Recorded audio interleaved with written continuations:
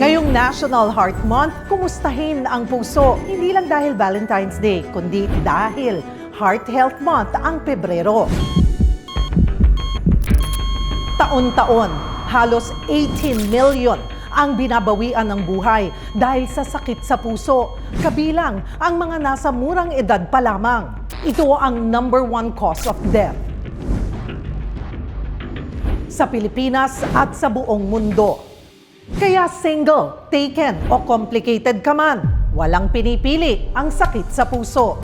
Payo ng mga eksperto, kumain ng tama, mag-ehersisyo araw-araw, iwasan na ang paninigarilyo, i-monitor ang blood pressure at kolesterol, iwasan ng stress at magpahinga. Piliin ang healthy lifestyle at huwag kalimutan kumonsulta sa doktor.